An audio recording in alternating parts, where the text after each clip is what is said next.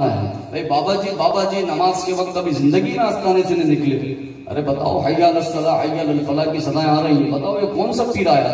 और जब बाबा जी से कहा जाए तो बाबा जी कहा भाई मेरे लिए तरीकत है, आपके लिए शरीयत है, और एक चूरन बचपन से आपको और मुझे दिया जा रहा है। तरीकत अलग होती है, शरीयत अलग होती है। वो भाई नाम अलग अलग है, ये तरीकत और शरीयत अलग अलग नहीं है, सभी की चीज है।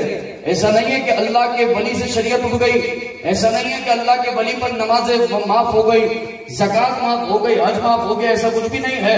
बाबा के ऊपर भी लाजमी है जमात के साथ नमाज पढ़े, बाबा के ऊपर भी लाजमी मस्जिद में हाजिर हो, फजर भी पढ़े, ज़ोहर भी पढ़े, असर भी पढ़े।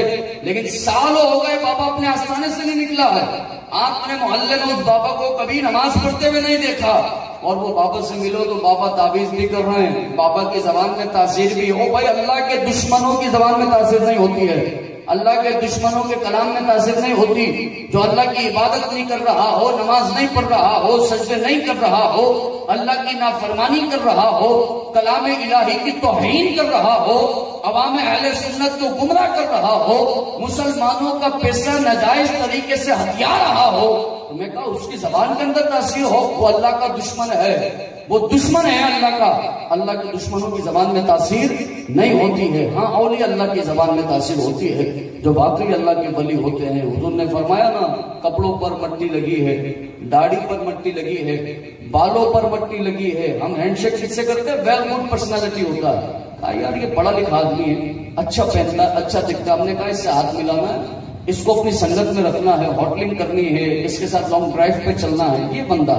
लेकिन हमारी मजलिस में बेचारा वो बैठा हो जिसकी दाढ़ी पर मट्टी लगी हो, बालों पर मट्टी लगी हो, कपड़ों पर मट्टी लगी हो।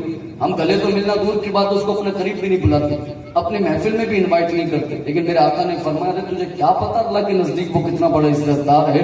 हुजूर ने फरमाया रब के नजदीक इतना बड़ा इज्जतदार है कि अगर वो किसी बात पर कसम खा ले तो मेरा रब उसकी जबान के अल्फाजों की लाज रखकर उसकी कसमों को पूरा फरमा दिया करता। वो अल्लाह के नजदीक कितना बड़ा इज्जतदार है। मेरा अजीज दोस्तों, मैं आपके नजदीक इज्जतदार हो जाऊं, आप मेरे नजदीक इज्जतदार हो जाओ, ये कोई कमाल नहीं है। अल्लाह के नजदीक जो इज्जतदार हो गया वो ही असल इज्जतदार है। और अल्लाह जिसको कहे कि नाहनु औलियाउकुम, अब आप हमारे दोस्त हैं, अब आप हमारे वली हैं, अब हमने आपको पूर्व बता कर दिया है वो कौन लोग हैं। हुजूर फरमाते वो नवाफिल पढ़ने वाला है, फर्ज वाजिबात नहीं, नवाफिल पढ़ने वाला है। फर्ज वाजिबात तो पढ़ता ही है, नवाफिल पढ़ने वाला है। हुजूर ने फरमाया ये बाबा तो फर्ज नहीं पढ़ रहा, ये तो वाजिब नहीं अदा कर रहा। मेरे आका फरमाते अल्लाह का वली नवाफिल पढ़ता है, कसरत से नवाफिल पढ़ता है। ये गौसे आजम पीराने पीर शेख अब्दुल कादिर जिलानी 40 साल का अरसा गुजरा है।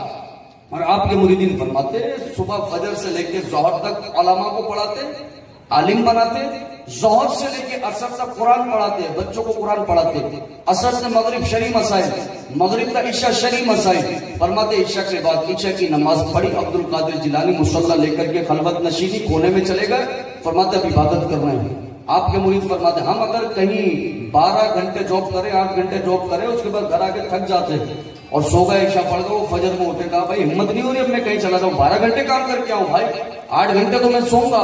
ये देखिए अल्लाह के वली सुबह फजर से लेकर इशा तक पढ़ा रहे हैं, तालीम आम कर रहे हैं, किसी को आलिम, किसी को मुफस्सिर मुहद्दिस बना रहे हैं। और इशा के बाद फिर मुसल्ला लेकर के अल्लाह के हुजूर खड़े भी हो गए, नमाज पढ़ रहे, नवाफिल पढ़ रहे।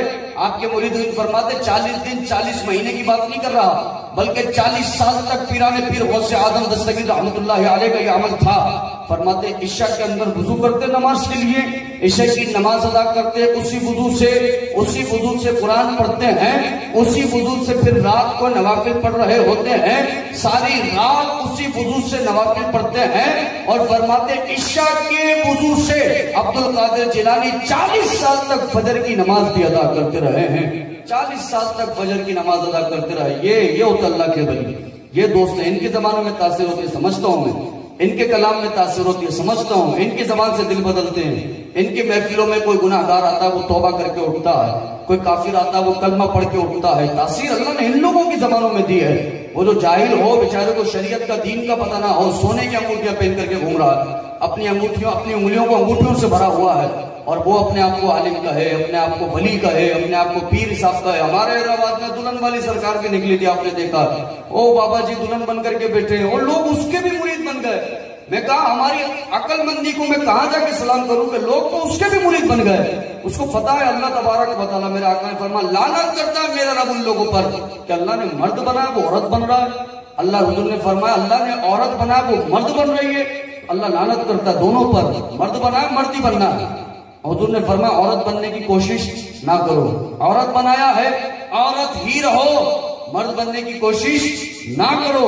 और वो आजकल के ये हजारों लोग आपको ऐसे मिलेंगे, आप सोशल मीडिया अगर यूज करते हो आपको पता होगा कि उन्होंने झुमके पहन लिए, मर्द है, दाढ़ी भी है, बालियां पहन ली है, लेडीज कपड़े पहन लिए, वो बेटे बाबा दुल्हन वाली सरकार है, वो जमाना आ रहा है उनके पास भी, नजराने चल रहे हैं, बाबा से दुआएं हो रही है, अल्लाह अकबर। बताओ ये दीन का मजाक उड़ा दिया है, दीन इस्लाम को बदनाम कर दिया है। तो मेरा अजीज दोस्तों, आप लोगों के लिए मेरा ये पैगाम है कि जितने भी जाहिल पीर हैं, जितने भी चौहला लोग जिन्होंने अपने आस्थानों को हमारे पैसों से चमका रखा है, एक साल के अंदर वो आस्थाने को 4 मंजिला घर बना लेते हैं, अगले साल उनके पास लैंड क्रूजर आ जाती है, उससे अगले साल उनके पास 4 गाड़ियां हो जाती हैं, बच्चे उनके फॉरेन की ट्रिप्स ले रहे होते हैं, जा रहे होते हैं, घूम रहे होते हैं, और हम लोग यहाँ हर महीने अपनी तनख्वाह में से 10,000 बाबा को दे करके आ रहे हैं। 12,000 गरीब आदमी कमाता है, लेकिन 2,000 3,000 उसने अपने बाबा को देने, 15,000 कमाने वाले ने 5,000 अपने बाबा को देने, 25,000 30,000 कमाता 10,000 अपने बाबा को देने।